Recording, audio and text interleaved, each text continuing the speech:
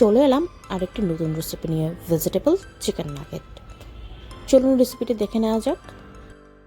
একটি ব্লেন্ডার জারে নিয়ে নিলাম হাফ কাপের চাইতে একটু বেশি চিকেন পিস। দিয়ে দিলাম একটি গাজর কুচানো, দিয়ে দিলাম একটি আলু কুচানো। এখানে আমি আলু এবং গাজরটা মাঝারি সাইজের নিয়েছি। দিয়ে দিলাম আদা বাটা, রসুন বাটা, সামান্য পরিমাণে সয়া সস, টমেটো কেচাপ,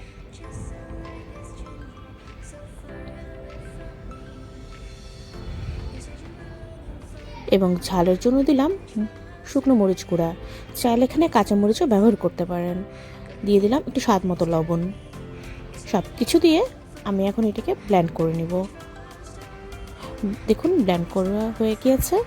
এরপর আমি এতে দিয়ে দিব এক টুকরো পাউরুটি। পাউরুটিটাকে একটু ছোটো ছোটো টুকরো করে দিয়ে দিচ্ছি।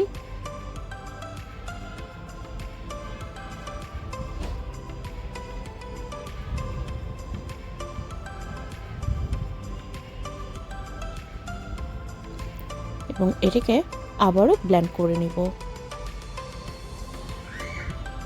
ব্লেন্ড করা হলে এই মিশ্রণটিকে কিছুক্ষণ নর্মাল ফ্রিজে রেখে দিব একটু শক্ত হওয়ার জন্য।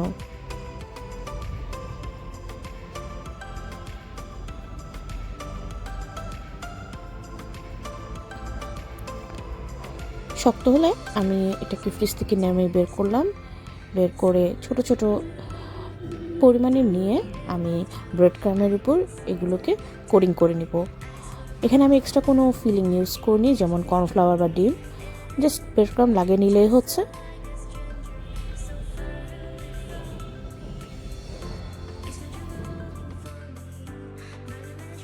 এই ব্রেড ক্রামটা নর্মাল পাউরুটিকে ছোটো ছোটো টুকরা করে ব্লেন্ডারে ব্লেন্ড করে নিলে আপনি বানিয়ে নিতে পারবেন। এক্সট্রা কিছু করা লাগবে না।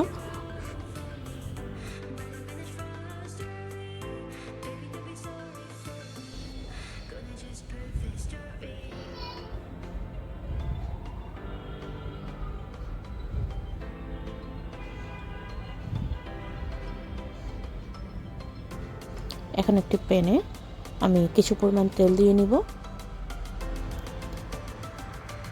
তেলটা একটু গরম হয়ে এলে একে একে নাগেটসগুলো দিয়ে ভেজে নিব।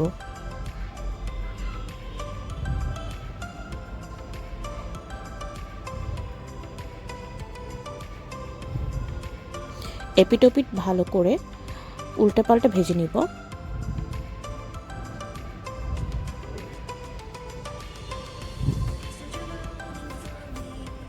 ভাজা হলে গরম গরম পরিবেশন করব ভেজিটেবল চিকেন নাগেটস।